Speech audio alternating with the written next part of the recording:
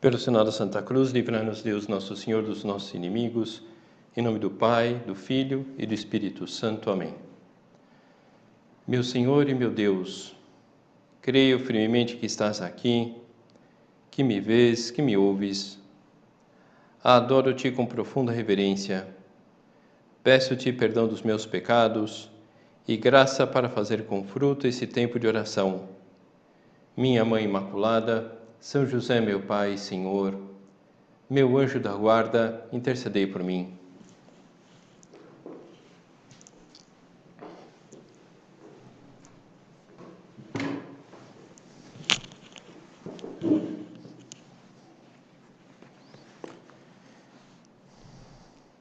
Nesse mês de outubro, nós celebramos essas duas festas logo no começo do mês, que é a fundação do Opus Dei e a canonização de São José Maria. Então, daí vem o tema de fundo do recolhimento de hoje, que é o Santo do Cotidiano. Nessa primeira meditação, nós vamos abordar o tema propriamente da santidade, da canonização. E na segunda meditação, vamos falar um pouco sobre essa tarefa própria de quem busca a santidade, que é justamente tentar transmitir às pessoas essa vida, essa doutrina de Cristo. Então, o santo do cotidiano, podemos tentar enxergar como a figura de São José Maria pode ajudar-nos a reavivar o empenho pessoal por sermos santos. Para já, São José Maria é uma pessoa que chegou à santidade pela sua fidelidade aos projetos divinos recebidos de Deus. São José Maria, ele funda o Opus Dei, correspondendo a essa luz divina, e abre um efetivo caminho de santidade. Então, de fato, esse receber essa mensagem de Deus é isso mesmo. Vemos a história de outras fundações da Igreja, onde alguém, um homem ou uma mulher, o fundador ou a fundadora, vai dando voltas em torno de uma realidade que gostaria de fazer para poder dirigir a pregação da vida de Cristo de uma determinada maneira a um grupo de pessoas, umas pessoas que se enquadram nessa situação humana, nessa situação social, circunstancial, vão pensando como será essa instituição. São José Maria não. Desde o início do seu sacerdócio, tinha presente que o seu sacerdócio era para algo, mas ele não tinha claro ainda o que era esse algo que ele intuía. São José Maria, como um ícone dessa abertura, desse caminho de santidade que abre o Opus Dei, justamente pela sua canonização, mas também pela beatificação do seu sucessor, depois a beatificação da Guadalupe, da primeira mulher da obra, que foi beatificada o ano passado, e depois há inúmeros processos de beatificação e andamento de membros da obra. Então, a canonização de São José Maria recorda que cada pessoa foi elevada à dignidade de Filho de Deus para ser divinizado, participante da natureza divina. Logicamente, participante da natureza divina, não que o santo recebe a natureza divina, senão seria Deus, participando da natureza divina, ou seja, essa participação está relacionada com a perfeição humana, que aproxima uma pessoa muito de Deus. Lembrando que a canonização, ela sempre se trata de uma declaração formal por parte da Igreja de que uma pessoa efetivamente refletiu na sua vida a glória de Deus, sendo outros Christus, o próprio Cristo, aquela pessoa que foi canonizada. Então a igreja, ela faz publicamente um ato de louvor a Deus ao afirmar, proclamar o que realizou um dos seus filhos. No fundo, é uma forma de colocar bem alto, em evidência mesmo, o exemplo de uma pessoa como nós, de fazer brilhar em um homem ou em uma mulher a fé católica e justamente colocar alto para que essa pessoa brilhe, de tal modo que mova outras almas a dirigir a sua vida em direção à santidade. Na viagem que o Papa, na época, o Papa Bento XVI, fez à Alemanha em 2011, ele falou claramente sobre esse assunto da santidade numa audiência. Também foi muito impactante, na verdade, é uma audiência que ele fez em Roma, contando um pouco as impressões da viagem que ele fez à Alemanha. Também foi muito impactante a missa celebrada na Praça do Duomo, em Erfurt, recordando os santos padroeiros da Turíngia, Santa Isabel, São Bonifácio e São Kilian, e o exemplo luminoso dos fiéis que testemunharam o Evangelho durante os sistemas totalitários. Convidei os fiéis a ser os santos de hoje, testemunhas válidas de Cristo, e a contribuir para a construção da nossa sociedade. Sempre foram os santos e as pessoas imbuídas de Cristo os que transformaram verdadeiramente o mundo. E não é verdade que nós percebemos que o mundo precisa ser transformado? E quem transformará o mundo? Os cientistas, os empreendedores, os empresários, os santos também precisam estar aí, porque senão essa transformação do mundo não será completa, não estará dirigida totalmente para o bem. São José Maria sempre foi para a obra um grande exemplo de identificação com Cristo, e a partir do dia 6 de outubro de 2002 passou a ser referência para toda a igreja, porque o santo, ele é sempre um exemplo para todos os fiéis, não só para os membros daquela instituição, se caso ele faça parte de alguma instituição da igreja. Canonizando o fundador do Opus Dei, o Papa oferece a todos os cristãos um modelo atual e extremamente acessível de santidade. Entre as figuras insígnes, ocupa um lugar de relevo o novo Santo José Maria Escrivá, que lembrou ao mundo contemporâneo a chamada universal à santidade. São palavras de São João Paulo II, justamente na homilia da canonização de São José Maria. E pela descrição e exemplo de Monsenhor Escrivá, talvez não necessitássemos da sua canonização, tínhamos todos uma forte intuição da sua proximidade de Deus, da sua santidade, mas houve a canonização, e o que mudou com a canonização? Podemos perguntar. O nosso entendimento compreende realmente o significado das afirmações quando sabe com certeza que são verdadeiras, comenta São Boaventura. Então, quando a gente canoniza, quando a igreja canoniza uma pessoa, então nós compreendemos realmente o significado das afirmações, quando a gente sabe que aquilo é realmente verdadeiro. Poxa, é um santo que pregou isso.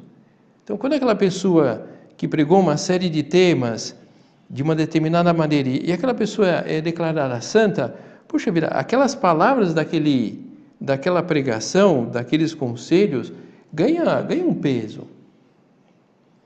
Pela definição formal que faz a igreja, fica mais fácil compreender o significado da santidade do nosso Padre.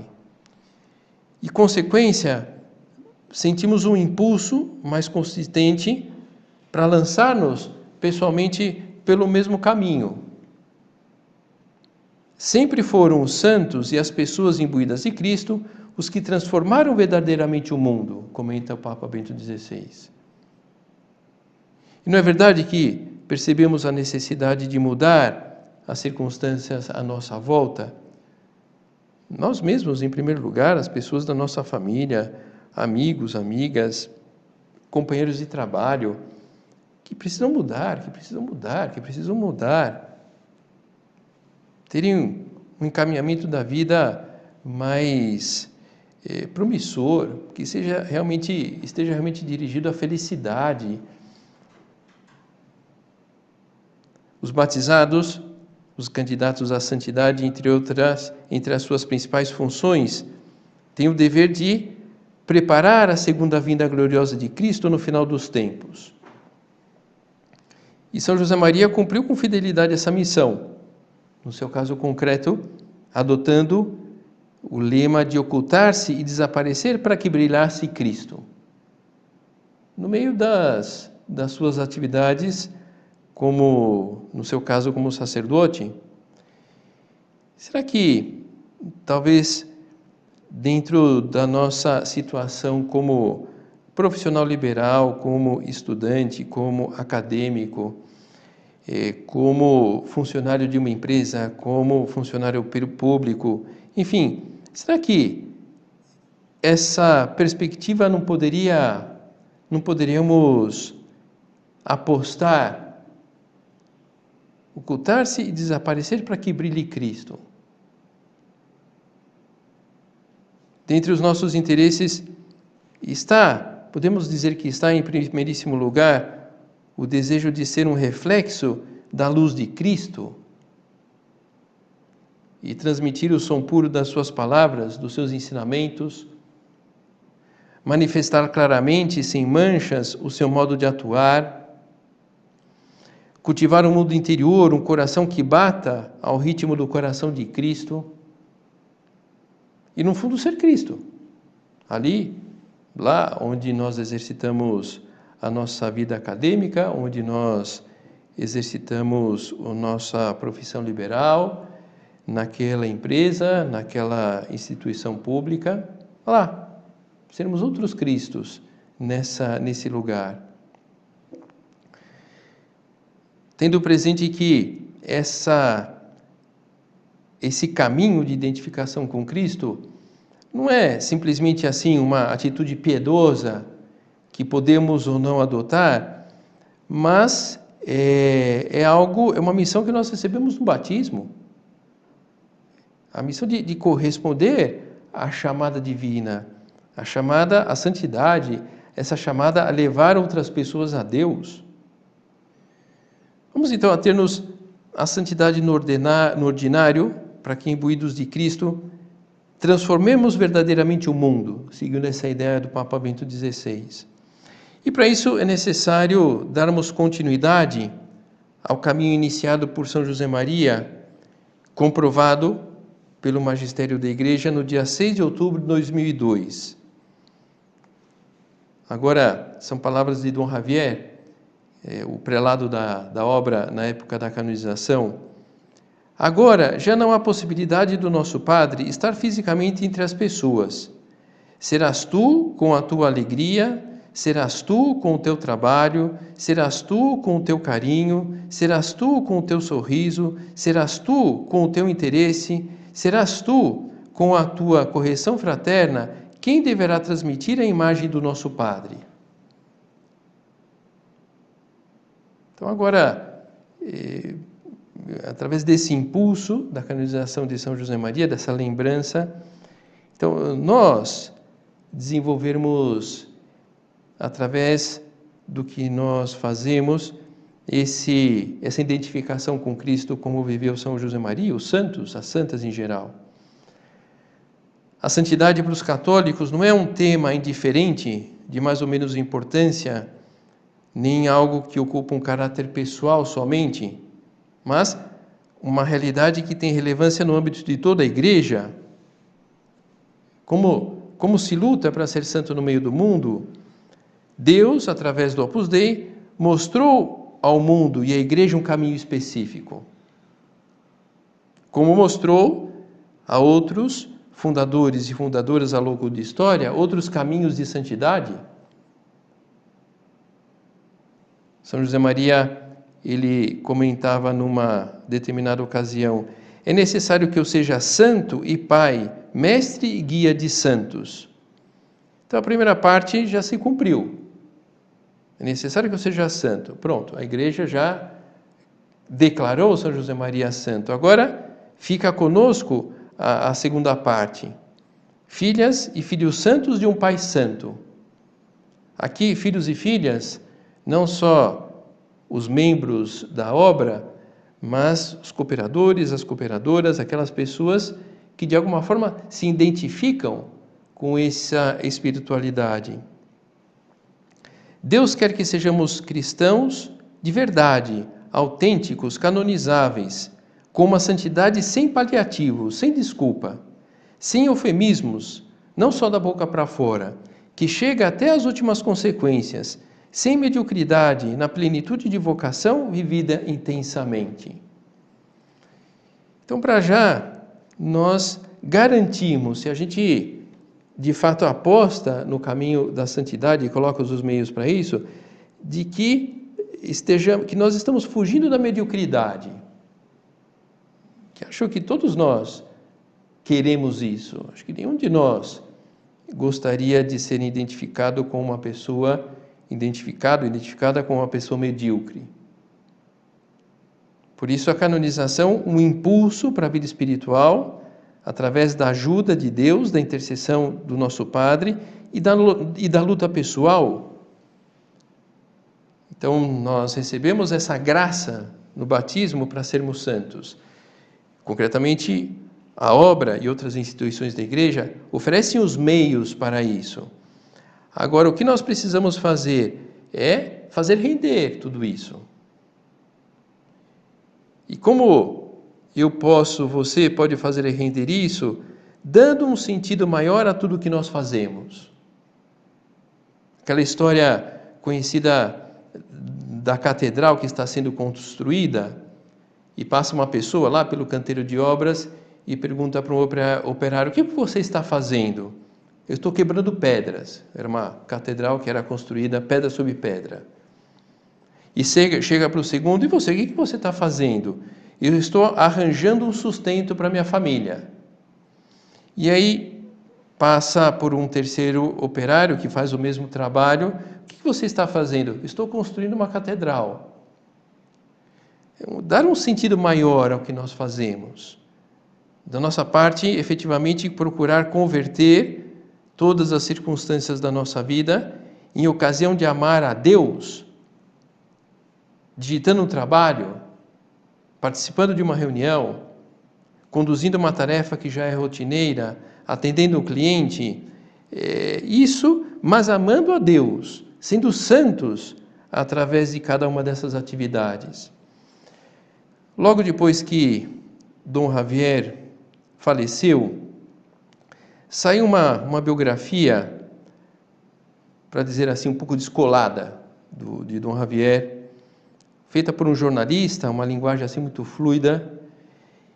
E tem um trecho aqui do livro que demonstra, creio que muito bem, como Dom Javier encarnou a santidade vivida no meio do seu mundo e como isso deu certo.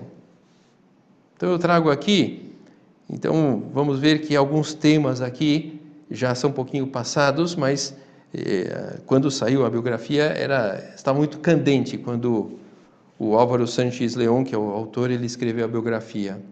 Então ele está descrevendo Dom Javier e a sua santidade no meio do mundo. Uma pessoa que conhece bem o coração dos homens e se relaciona com Deus vai até o fundo da realidade humana. Javier Echevarría, em alta definição.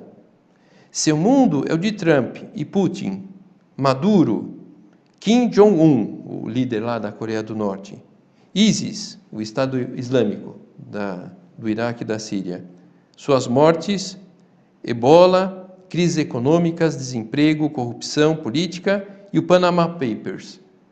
Seu mundo é o dos Jogos Olímpicos do Rio de Janeiro, Rafa Nadal, Léo Messi, Cristiano Ronaldo, um Nobel de Bob Dylan, o Super Bowl, Seis Nações, a competição de rugby bem conhecida nesse meio.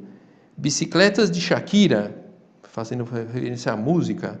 Eurovision, o festival de música que tem na Europa. É o mesmo mundo colorido de La La Land, Até o Último Homem, À Procura de Dory. E também Esquadrão Suicida. O mesmo que House of Cards, de Crown, Netflix, Prata ou Chumbo. Seu mundo também é de Deus, aquele que vemos quando rezamos e quando aceleramos o passo pela rua porque perdemos o ônibus. Aquele que é observado a partir do topo de um pau de selfie. Aquele que nos contam em suas páginas Fernando Aramburu, Naomi Klein, Matthias Zenard e Mervyn King. Aquele que se descabela no Instagram.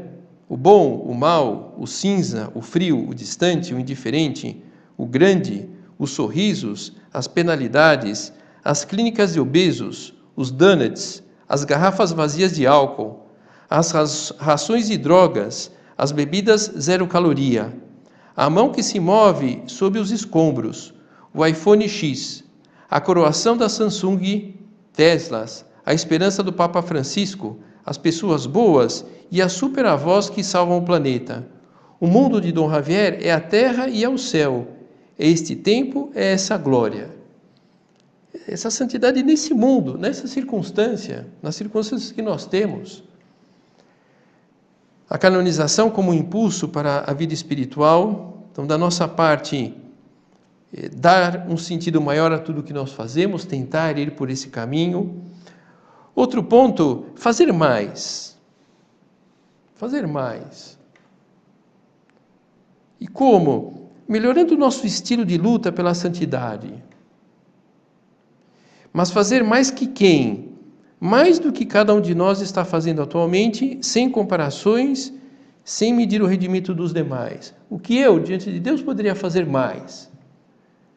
Como eu poderia agradar mais a Deus? Não se trata de comparar com nenhum padrão, porque não existe, mas fazer mais bem do que nós já estamos fazendo. No âmbito familiar, no relacionamento com Deus, nas relações sociais, no trabalho profissional. O amor cresce, o coração se dilata quando vamos atrás de mais. Alguém que tem no seu interior o comichão, a inquietação pela santidade, tem uma vida temperada. É esse outro meio que nós podemos colocar para dar impulso a esse desejo de santidade. Uma vida temperada mais na linha da culinária, uma vida rica em sabores, em bons desejos, em iniciativas, em busca de soluções para aquilo que atualmente não está funcionando na nossa vida ou na vida daquelas pessoas que nós acompanhamos. A retomada do equilíbrio em alguns aspectos da nossa vida, sem dúvida alguma, será necessária em alguns casos. Uma vida temperada, equilibrada, mantém aceso o desejo de superação de mais. Nunca poderemos dizer que já somos suficientemente santos. Cada dia é preciso melhorar um pouco mais, é possível melhorar um pouco mais. A santidade que Deus espera de cada um de nós será através da vida ordinária, da vida cotidiana. Aí está a matéria-prima da nossa santidade. Cristo não nos pede um pouco de bondade, mas muita bondade. Mas quer que alcancemos, não pelas ações extraordinárias, mas com ações comuns. O modo de exercitar essas ações é que não deve ser comum. São palavras do futuro Papa João Paulo I.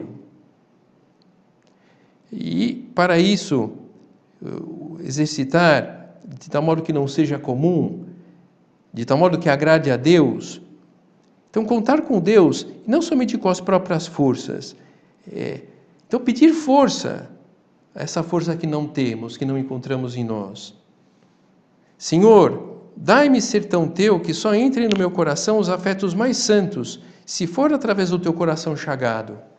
Senhor, concede-me que, com pleno conhecimento, não te ofendas nunca, nem venialmente. Senhor, dai cada dia mais amor à santa pureza, cada dia mais zelo pelas almas, cada dia mais conformidade com a tua vontade amabilíssima. Assim rezava São José Maria, pedindo forças para aquilo que ele queria e que não estava conseguindo, ou estava conseguindo, mas queria fazer mais, melhor. Pedir e vivermos cientes de que atuamos diante do nosso bom Pai Deus, não de um chefe frio, impiedoso, distante, tanto das nossas dificuldades como das conquistas, um chefe que nos deixou jogados no mundo, sufocados pelas próprias misérias, não. Contar com a ajuda do nosso bom Pai Deus, contar com os nossos erros e defeitos.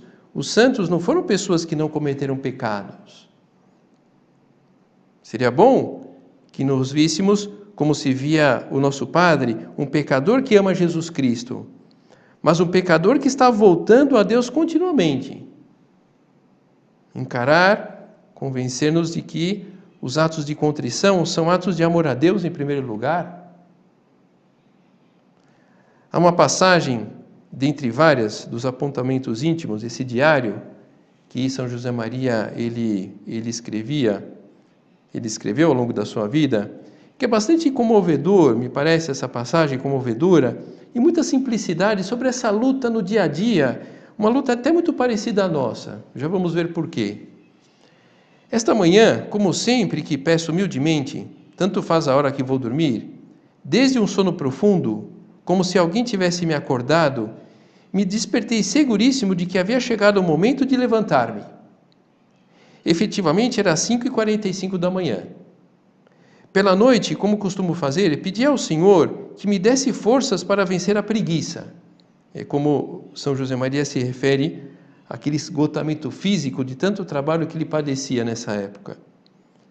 Pela noite, como costumo fazer, pedi ao Senhor que me desse forças para vencer a preguiça ao despertar, porque, confesso com um pouco de vergonha, me custa muito uma coisa tão pequena, e são bastantes os dias em que, apesar da chamada sobrenatural, fico um tempo mais na cama.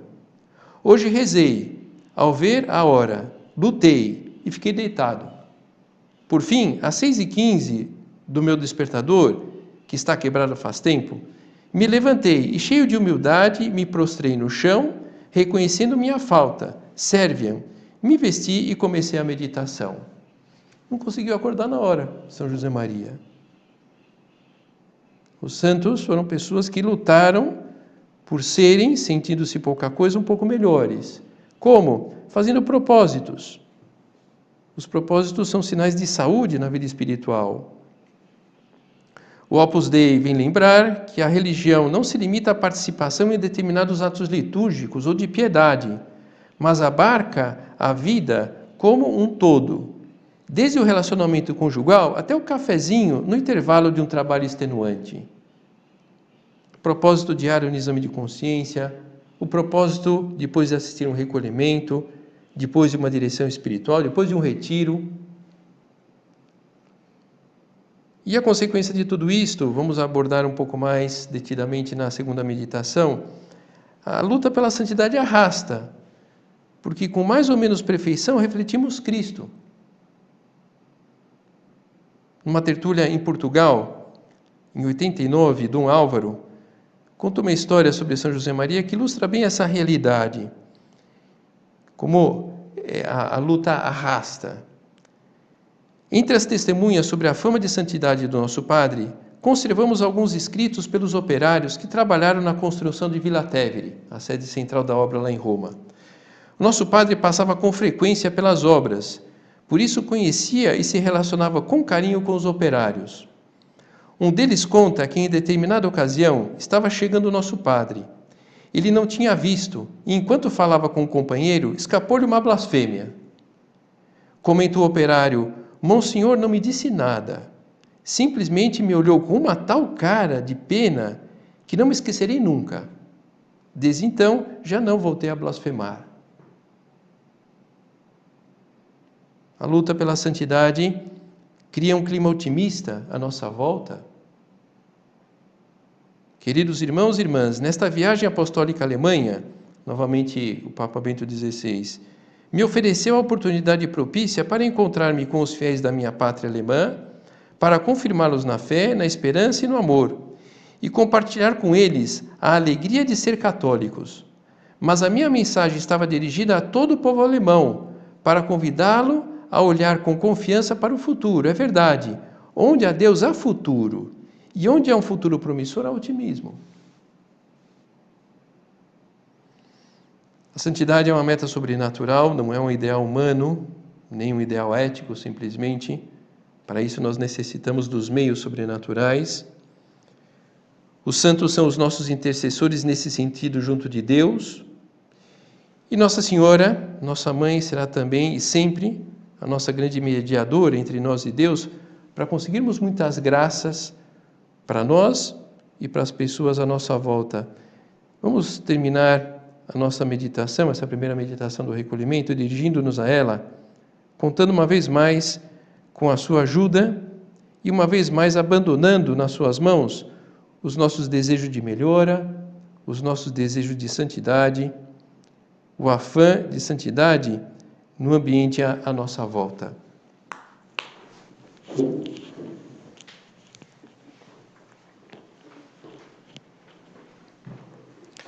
Dou-te graças, meu Deus, pelos bons propósitos, afetos e inspirações que me comunicaste nesta meditação. Peço-te ajuda para os pôr em prática. Minha Mãe Imaculada, São José, meu Pai, Senhor, meu anjo da guarda, intercedei por mim.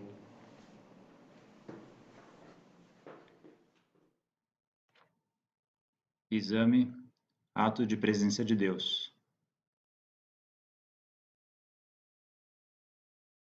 Já meditei nestas palavras de São José Maria, aí onde estão as nossas aspirações, o nosso trabalho, os nossos amores, aí está o lugar do nosso encontro cotidiano com Cristo. Este ideal, tão cheio de luz, tem alguma realidade na minha vida?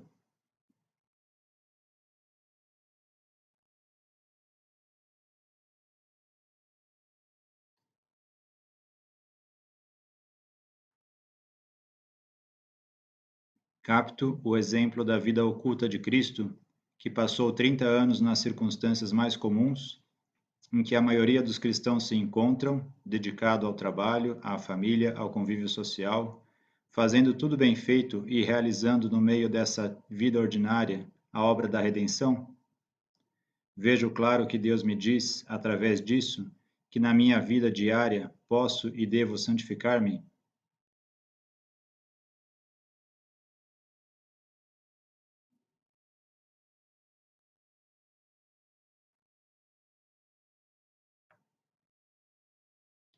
Entendo que Deus me espera nos pequenos deveres de cada dia, pedindo-me que os cumpra com fidelidade, com amor, com perfeição nos detalhes. Encaro cada um dos deveres familiares, profissionais ou sociais como aquilo que são aos olhos de Deus, uma ocasião sempre renovada de amar e de servir a Deus e ao próximo.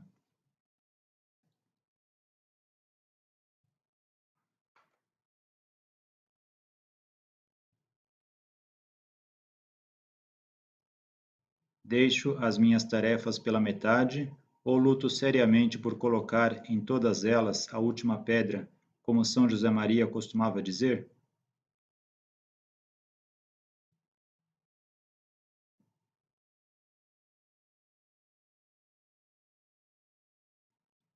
Ao pensar no chamado à santidade e ao apostolado que Deus dirige a cada um de nós, levanto os olhos ao céu, de onde nos há de vir o auxílio, e fomento em mim uma grande esperança.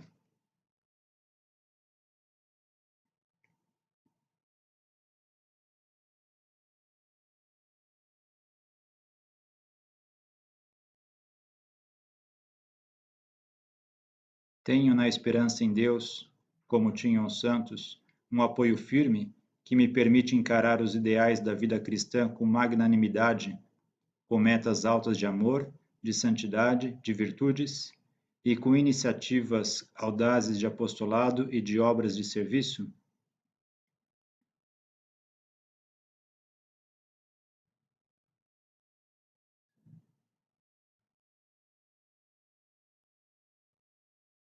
As dificuldades e fracassos momentâneos abalam o meu otimismo?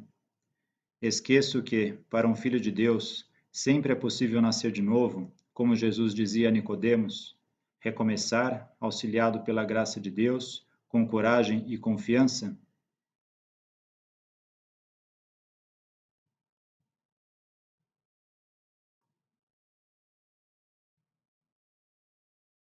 Estou consciente de que Cristo nos deu o mundo como herança, como reza o Salmo 2, e que pede a todos os cristãos que colaboremos na extensão do seu reinado?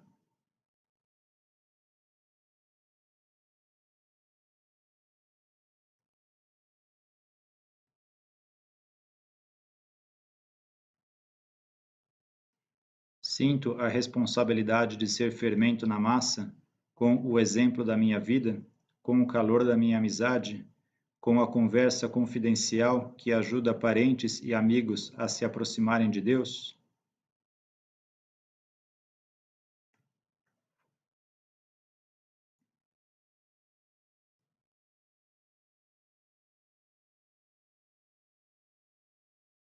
Procuro mostrar a grandeza da fé cristã, que dá firmeza na verdade, ao mesmo tempo que ensina a respeitar a liberdade dos outros? Sei explicar que a liberdade religiosa tem como consequência o direito à livre manifestação da nossa fé na sociedade, à expressão pública e à defesa livre das nossas convicções em todos os âmbitos e níveis sociais, e respeita sempre o direito dos outros a expressar as suas convicções?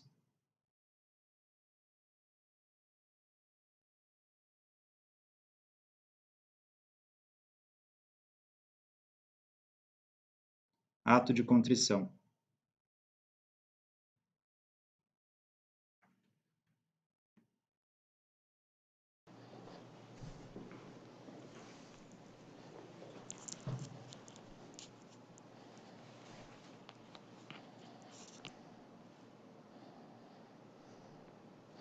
Pelo sinal da Santa Cruz, livra-nos Deus Nosso Senhor dos nossos inimigos, em nome do Pai, do Filho e do Espírito Santo. Amém.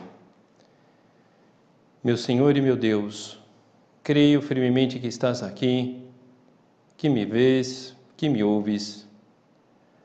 Adoro-te com profunda reverência. Peço-te perdão dos meus pecados e graça para fazer com fruto esse tempo de oração.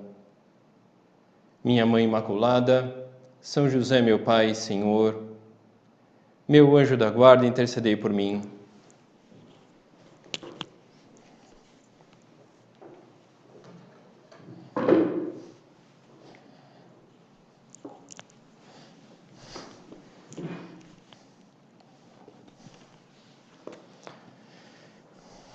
Após aprofundar no caminho de santidade que leva uma pessoa aos altares, agora vamos meditar sobre o alcance que essa luta tem no ambiente em que nos movemos, como podemos de verdade refletir Cristo. Disse-lhes por fim esta outra parábola: o reino dos céus é comparado ao fermento que uma mulher toma e mistura em 3 medidas de farinha, e que faz fermentar toda a massa. Tudo isto disse Jesus à multidão, em forma de parábola. De outro modo, não lhe falava, para que se cumprisse a profecia. Abrirei a boca para ensinar em parábolas, revelarei coisas ocultas desde a criação. Todo cristão está chamado a ser fermento e luz no mundo, por isso que se trata de canonizar uma pessoa para que esse fermento, essa luz, possa servir como modelo, esse fermento, essa luz que foi essa pessoa, possa servir de modelo a que outras pessoas sigam pelo mesmo caminho. E essas duas realidades, fermento e luz, podem nos ajudar a meditar nesse tema do santo do cotidiano, mais concretamente, pelo bom exemplo, através da sua vida, essa vida que é levada nas relações sociais, a influência que deve supor a presença dos cristãos, a presença de uma pessoa de fé ao lado dos outros. Esse que as pessoas percebem, não sabem identificar o que é, no cristão, que vive em consequência a sua fé, e que se sente atraído por aquilo. Muitas vezes até aquela pessoa que está transmitindo isso de alguma forma, sem dizer nada. O fermento ele tem um poder comunicativo, ele transforma o alimento. Exatamente por isso, por esse poder comunicativo, o fermento tende a fazer a massa crescer, desenvolver-se, cria um impacto sobre ela. Fermento, isso que uma pessoa de fé está chamada a ser no meio do mundo. Oferecer ajuda para as pessoas, para que cresçam, para que se desenvolvam dentro de um caminho de felicidade. E continuando com esse paralelismo com o fermento, quando é que o fermento perde força? Quando está vencido. Quando perde o seu princípio ativo. E se o fermento não faz a massa crescer, para que servirá? Se acabamos percebendo que estamos mais para fermento vencido, porque eu vivo a minha vida cristã, mas olha, eu confesso que não é uma vida assim plenamente coerente, porque eu não vejo esse fermento contagiar outras almas. Então, se acabamos percebendo que estamos mais para fermento vencido, mais do que deixar entrar o desânimo, algum sintoma de desespero, vamos reagir, vamos enfrentar-nos. O recolhimento é sempre um momento assim para dar um upgrade no nosso relacionamento com Deus no mês. E de repente pode ser por aqui, poxa, como que eu posso estar assim mais aceso? Como que eu posso ser um fermento, talvez acho que nenhum de nós é um fermento vencido, mas como que eu posso ser um fermento que possa fermentar e dar mais volume à massa? Talvez pensar isso, se a gente consegue identificar alguma razão concreta, se nós estamos nos deixando levar por alguma desculpa, da mesma forma que não existe fermentação que não faz crescer a massa, não existe cristianismo sem frutos. Não dá para pensar em uma pessoa que quer ser santa, que não difunda com o seu exemplo, com o seu modo de atuar, não só com palavras, o Espírito de Cristo. Seu bom exemplo, a sua luta para dar bom exemplo. Trago aqui a história de um rapaz que há uns anos atrás tinha a direção espiritual e tinha passado por um processo de conversão bastante assim potente, para dizer de uma forma, e nesse período também estava namorando uma moça e estava para casar. Então, enfim, ele tem essa volta ao catolicismo de maneira muito intensa e tinha um pesar assim porque a moça com que ele estava namorando ia casar era protestante. Enfim, estava rezando por isso, para administrar bem essa situação, mas enfim, convencido de que casaria com uma protestante. E mais ou menos um mês antes de se casarem, ela pede para conversar um tema muito sério assim com ele de fato ficou até um pouco assustado com aquilo, e ela expôs para ele que ela queria se converter ao catolicismo. E, enfim, ele de alguma forma pensou assim até, mas espera aí, né? Eu não quero assim te obrigar a nada, fique tranquila. Ela falou, não, eu estou super tranquila, mas é que eu vi essa tua reaproximação de Deus pelo catolicismo, eu acompanhei tudo isso, é isso que eu quero para mim também, essa vida que você está vivendo.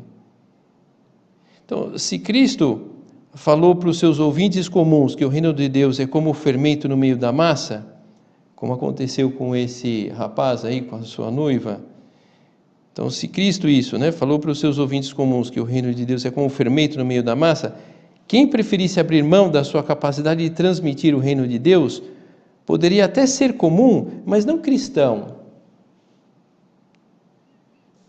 Não se trata de dar um tom negativo a essa conversa com Deus, eu gostaria só que refletíssemos não somente com a inteligência e os afetos do coração, mas também com a nossa ação, lutando por transmitir a vida cristã com toda a sua plenitude, lá onde nós estamos. Eu digo isso porque podemos cansar-nos de um ambiente já esgotado de possibilidades aparentes, porque já falamos o que tínhamos que falar, ou porque estamos diante de pessoas um pouco herméticas. Independentemente da nossa situação, vamos continuar comunicando vida à massa. essa alegria que é própria de um cristão, mas não porque as coisas estão saindo tudo bem, mas porque está perto de Deus, essa alegria num mundo tantas vezes triste, o sentido sobrenatural diante das dificuldades, num mundo onde tantos vivem na prática como se Deus não existisse, espírito de serviço num mundo mergulhado nos interesses mesquinhos, amizade quando impera o egoísmo. Em resumo, o que São Paulo chamava do bonus odor Christi. Então, que a gente transmita esse bonus odor Christi. E vamos fazer isso na medida que estejamos levando bem a nossa amizade com Cristo, que nós estejamos investindo nessa amizade com Cristo. E o que nós percebemos, olhando para nós mesmos, o que nos impacta a vida, e não os sermões, o blá blá blá das pessoas, que muitas vezes fica só em palavras. O que nos atrai, o que atrai as pessoas é que as palavras se manifestem pelas suas obras. Os primeiros cristãos, eles comunicaram o bonus odor Christi às pessoas, e tantas pessoas decidiram seguir o cristianismo por isso, porque viram que aquelas pessoas que eram cristãs, aquelas pessoas eram melhores. Lógico, aquelas pessoas que viviam com coerência o seu cristianismo, não aquelas pessoas que eram cristãs da boca para fora. E isso continua acontecendo. Trago aqui o exemplo de uma moça que descobriu esse bonus odor Christi, concretamente no ambiente da obra. Ninguém me falou do Opus Dei. Kikuko me mostrou seu espírito com a sua própria vida, sem palavras. Dizem que os japoneses desconfiamos das palavras e preferimos a linguagem não verbal. Não sei até que ponto será verdade, mas pelo que me toca, costumo guiar-me pela minha intuição e por uma linguagem que não costuma mentir, a dos fatos. E compreendi que Deus me chamava ao Opus Dei ao ver o seu espírito encarnado na vida de Kikuko. O que vi nela é difícil explicar. Cada um dos seus gestos transmitia um amor sincero e uma fé profunda. Trabalhava com intensidade. Logo li que o fundador animava a converter o trabalho cotidiano em oração. Mas não necessitei que ninguém me explicasse. Kikuko me ensinou, e o restante das que viviam com ela, com o seu modo de atuar. Vi elas rezarem, darem risadas e sofrerem juntas, muito unidas a Deus. Isso foi o suficiente. Isso é o bonus odor Christi. Nosso padre, ele gostava da expressão portadores de Deus, utilizada nos primeiros tempos para designar os cristãos. A todo cristão deveria poder aplicar-se a expressão que se usou nos primeiros tempos, portador de Deus. Deves atuar de tal modo que possa atribuir-te com verdade esse admirável qualificativo. Então, vamos pensar, as pessoas com quem trabalhamos, as pessoas com quem convivemos nas relações sociais, os nossos parentes mais próximos, será que eles, de alguma forma, enxergam isso? Que nós somos portadores de Deus? Ou será que, se nós falamos para alguma pessoa que nós rezamos, que vamos à missa aos domingos, que a gente assiste um recolhimento como esse, que a gente confessa, será que alguém à nossa volta vai se assustar com isso? Seria uma pena que se assustasse e, ao mesmo tempo, um termômetro para dizer que, olha, eu preciso falar mais dos valores que eu trago no meu coração. Todos devemos ser fermento através do exercício do nosso trabalho, com as pessoas da nossa casa, com os familiares, amigos. Com todos precisamos ser portadores de Deus. E como? Através do exemplo das virtudes que nós procuramos adquirir, não das virtudes adquiridas, mas já as que nós estamos procurando adquirir. Essa luta no dia a dia, no fragor do trabalho, no trânsito, e também sentado numa poltrona, conversando com a esposa, conversando com o marido, com o filho. Sermos portadores de Deus, onde não há condições adequadas de temperatura e pressão, para dizer assim, onde não há inclusive uma condição humana para o Senhor fazer-se presente. Na Bíblia, no capítulo 18 do Gênesis, há um diálogo interessante que talvez nos ajude a refletir sobre o bem e o mal que nós podemos fazer, quase sem percebermos, através do exemplo. Trata-se de uma pechincha do Abraão com Deus. Deus estava disposto a destruir Sodoma como castigo pelos seus muitos pecados. E chegando-se a Abraão, disse: destruirás também o justo com o ímpio? Se porventura houver 50 justos na cidade, destruirás e não pouparás lugar por causa dos 50 justos que ali está?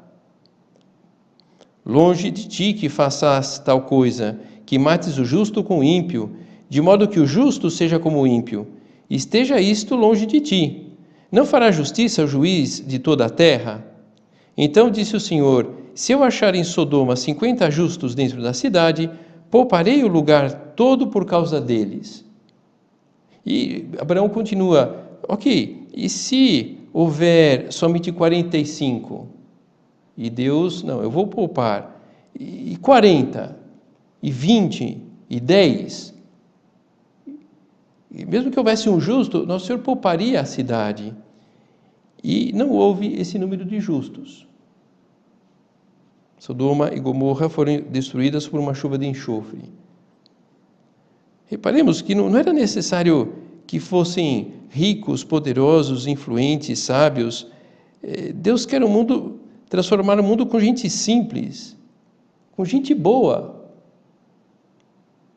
Nesse sentido, todos estamos chamados a ser fermento, independentemente do nosso cargo, encargo, salário, conta no banco, a bandeira do cartão de crédito. As doenças costumam ser contagiosas, a saúde não. Por isso é importante pensar na possibilidade de darmos mau exemplo também. Jesus fala com firmeza do escândalo. Mas qualquer que fizer tropeçar um desses pequeninos que crê em mim, melhor lhe fora que se lhe pendurasse ao pescoço uma pedra de moinho e que fosse lançado no mar. Poxa, mas eu procuro só dar bons exemplos. Olha, com certeza temos esse desejo. Mas olha, será que às vezes não permitimos que escape com certa deliberalidade um que outro comentário negativo de alguém, uma visão um pouquinho amarga da vida, um certo ceticismo com a melhora de algumas pessoas, alguma atitude mais solta na vida social? Há um ponto de caminho que diz: de longe atrás tem luz, de perto repeles, falta-te calor, que pena. Não se trata de ter uma virtude que atraia de longe, uma coisa exterior, mas calor, que derreta o coração das pessoas e as anime a lutar. A virtude é um hábito bom, tem uma certa estabilidade. Então isso é o que chama muitas vezes a atenção das pessoas à nossa volta. Basta olhar para os nossos primeiros irmãos na fé e colocar os mesmos meios que eles empregaram. Não eram ricos, poderosos, influentes na sociedade, mas lutavam.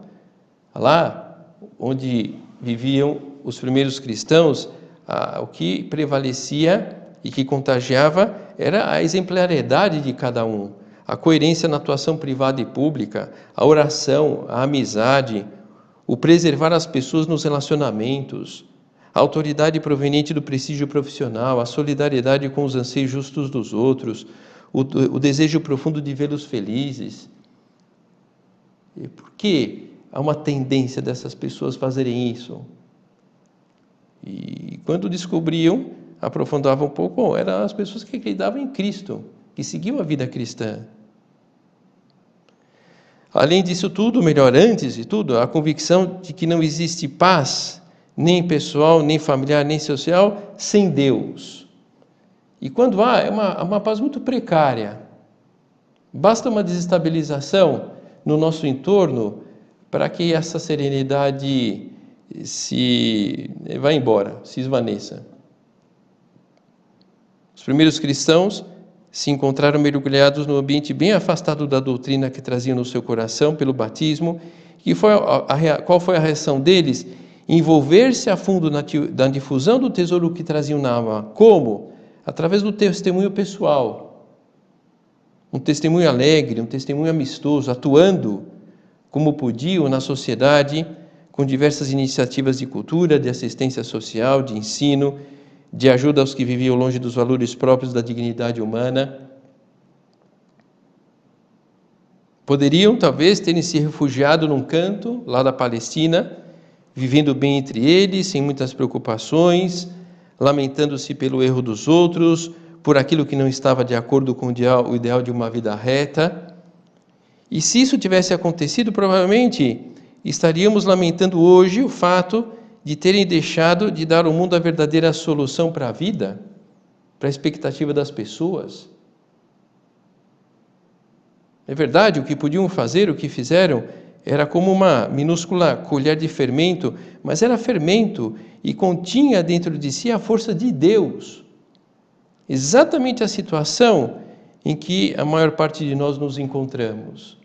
Talvez um ambiente assim adverso, contrário à fé cristã, mas essa mesma colher de fermento está à nossa disposição também hoje. Para identificar o mal, não se requer uma grande esperteza. Para descobrir os interesses de Deus a todo instante, é necessário o espírito cristão. Vencer o mal com o bem.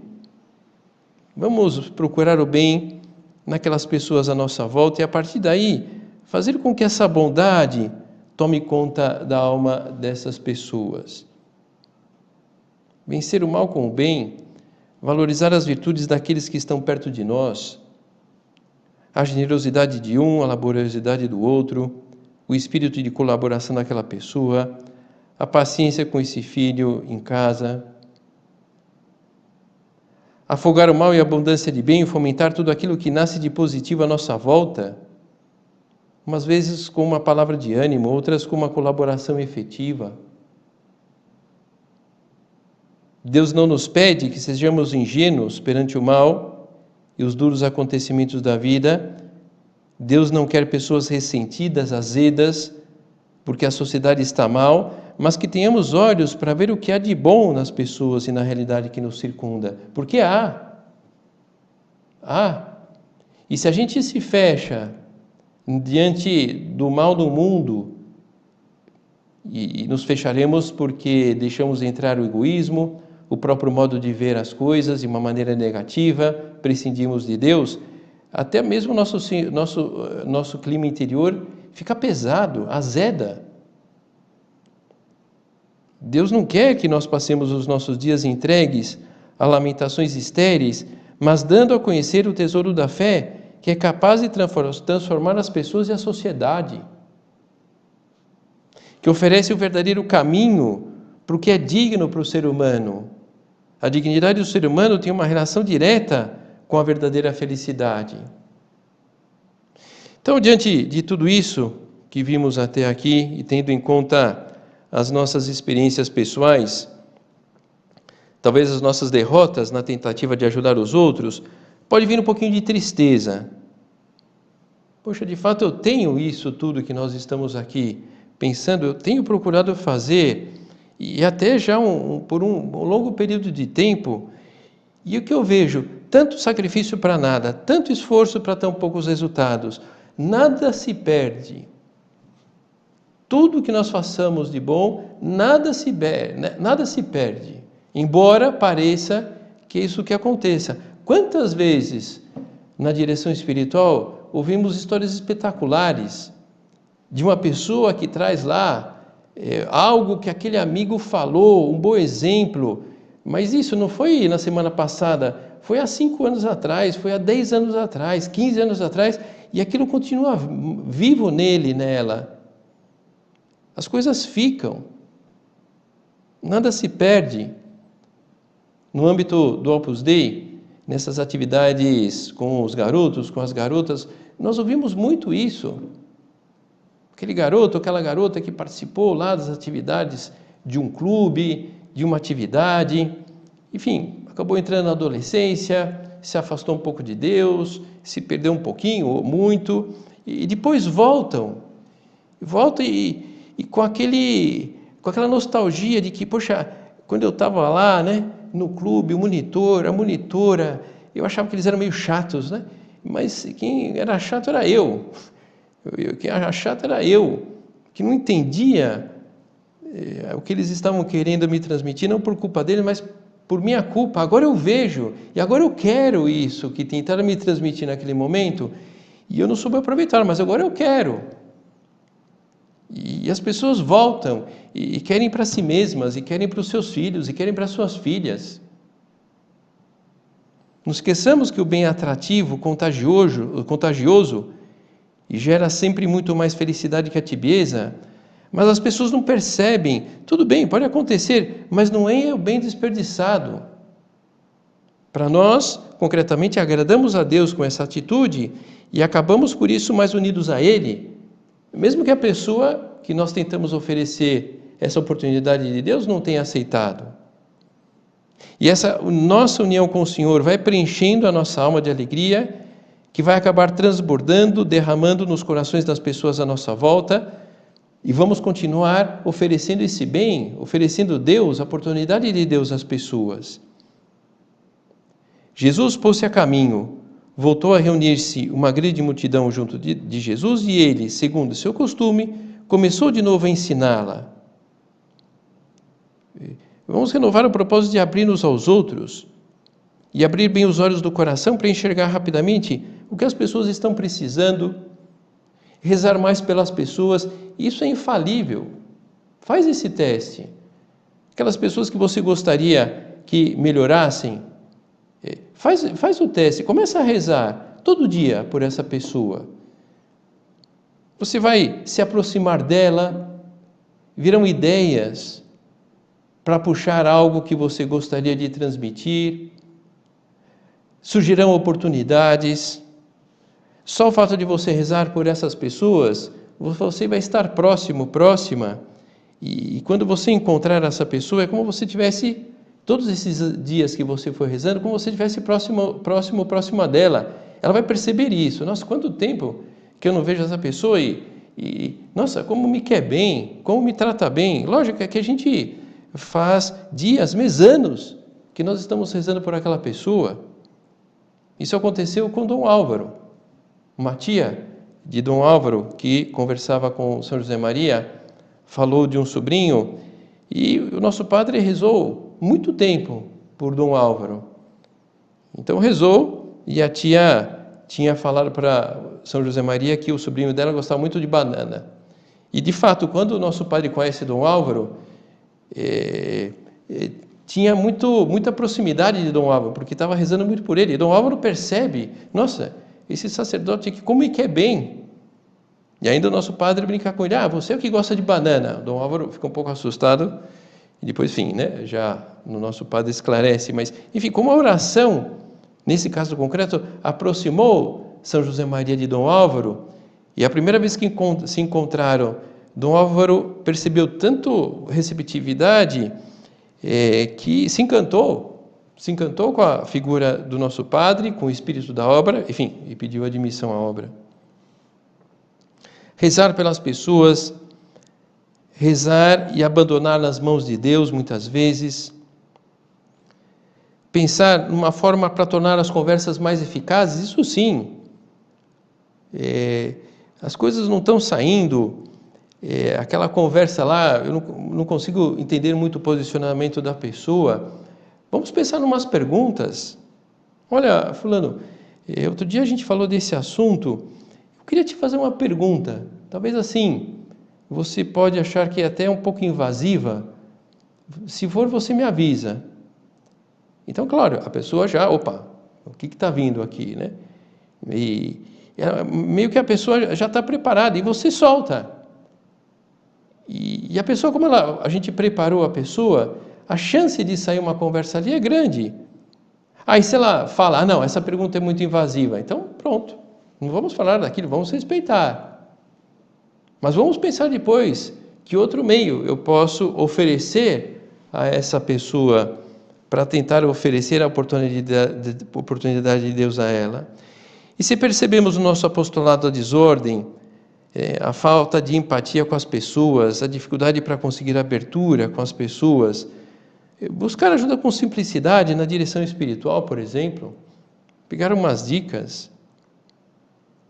É verdade que vamos aproveitar com essas pessoas que queremos aproximá-las de Deus, o âmbito da amizade para isso, e desenvolvendo uma empatia com a pessoa. De repente, ela gosta de algo que nós gostamos, e ela é roqueira, e nós também gostamos de rock, e ela gosta desse tipo de leitura, nós também gostamos, e ela pratica esse esporte que nós também praticamos. Temos algo em comum para conversar, e dessa conversa comum poderá sair uma oportunidade de falar de Deus, ou simplesmente dando o nosso testemunho com naturalidade. Pensar diante de Deus, pedir conselho, rezar, mas também, é verdade, lançar com valentia. É preciso lançar-nos. A oportunidade ideal para oferecer essa possibilidade de Deus às pessoas não existe. Se nós ficarmos esperando, não vai aparecer. Então precisamos lançar-nos. Alguma vez vai dar errado, a pessoa não entende, alguma vez a pessoa pode sentir-se assim, invadida, a gente pede desculpas e pronto também. Não é um problema nenhum. Mas precisamos ter essa iniciativa pessoal, porque nós estamos feitos para isso.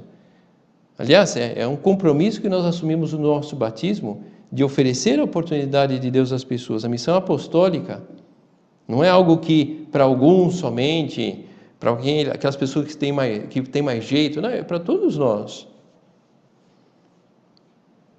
Esses provérbios, que esse daqui de fato eu não sei a origem, mas é interessante sobre o que vamos vendo de mal à nossa volta. O provérbio diz, vale mais acender um fósforo do que reclamar da escuridão. Tudo bem, está escuro aqui, mas olha, seria interessante o super holofote, olha, mas não tem holofote, mas eu posso acender um fósforo, que é o suficiente muitas vezes para orientar o caminho, aquele caminho que, por causa do escuridão, nós estávamos encontrando, e aquela pessoa que estava procurando um caminho de felicidade e não estava encontrando, aquela pequena fagulha que a gente acende, ilumina o caminho daquela pessoa e ela muda. E a vida dela se transforma, porque ela encontra o caminho da felicidade, que é o caminho perto de Deus. Vamos terminar pedindo ajuda a Nossa Senhora. Melhor, vamos pedir ajuda a Nossa Senhora. Estamos aí às portas da festa de Nossa Senhora Aparecida. Vamos pedir a Nossa Senhora Aparecida que todos possamos ser fermento, bom fermento, que ela nos ajude a descobrir tudo o que possa estorvar esse dever que todos temos de dar bom exemplo e oferecer a oportunidade de Deus às pessoas à nossa volta.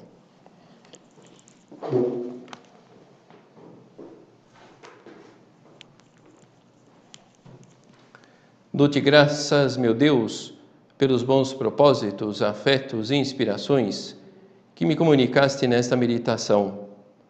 Peço-te ajuda para os pôr em prática.